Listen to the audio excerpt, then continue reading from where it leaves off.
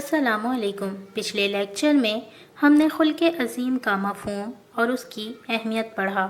آج خلق عظیم اور اسوہ حسنہ پڑھیں گے۔ محسن انسانیت حضرت محمد صلی اللہ علیہ وآلہ وسلم کی ساری حیات مبارکہ بگڑی ہوئی انسانیت کے لیے ایک مکمل دارالشفا ہے، جہاں بد اخلاقیوں اور بدعمالیوں کے روحانی مریض شفا یاب ہوتے ہیں۔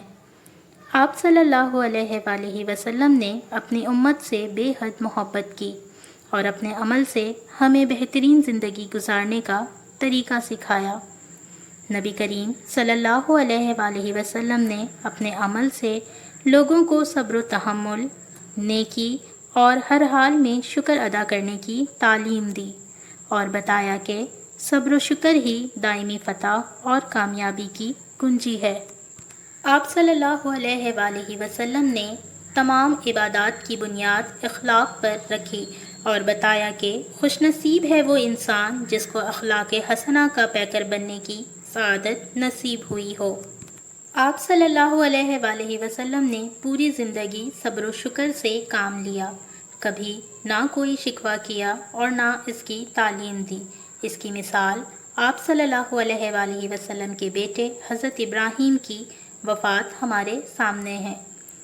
حضرت ابو ہریرہ رضی اللہ تعالیٰ عنہ سے روایت ہے کہ ایک مرتبہ ایک شخص حضرت ابو بکر صدیق رضی اللہ تعالیٰ عنہ کو گالیاں دے رہا تھا۔ حضرت ابو بکر خاموش تھے۔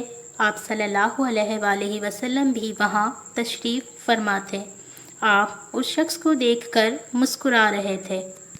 جب اس شخص نے بہت زیادہ گالیاں دیں اور برا بھلا کہا تو حضرت ابو بکر صدیق رضی اللہ تعالیٰ عنہ نے اس کی کچھ باتوں کا جواب اسے دے دیا۔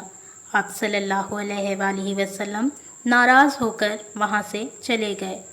حضرت ابو بکر صدیق رضی اللہ تعالیٰ عنہ کو بہت تعجب ہوا۔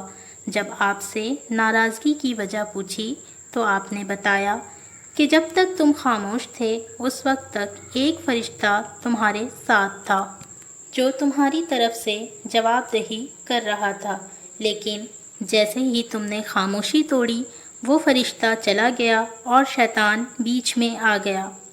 قرآن کریم میں سورہ زمر میں اللہ تعالیٰ کا ارشاد ہے کہ جو صبر کرنے والے ہیں اس کے لیے بے حد اجر و ثواب ہے۔ بچوں، برائی کا بدلہ برائی نہیں ہے۔ انصاف کے ساتھ ظلم کا بدلہ لینا جائز ہے، لیکن بدلہ لینے کی طاقت ہونے کے باوجود معاف کر دینے والوں کے لیے بے حد اجر و ثواب ہے۔ آپ صلی اللہ علیہ وآلہ وسلم نے عفو درگزر کی جو مثالیں قائم کیں وہ تاریخ میں کہیں نہیں ملتی۔ ایک مرتبہ صحابہ کرام رضی اللہ تعالیٰ عنہ ایسے مشرکین کو گرفتار کر کے آپ کے سامنے لائے جو آپ کو قتل کرنے کے ارادے سے آئے تھے۔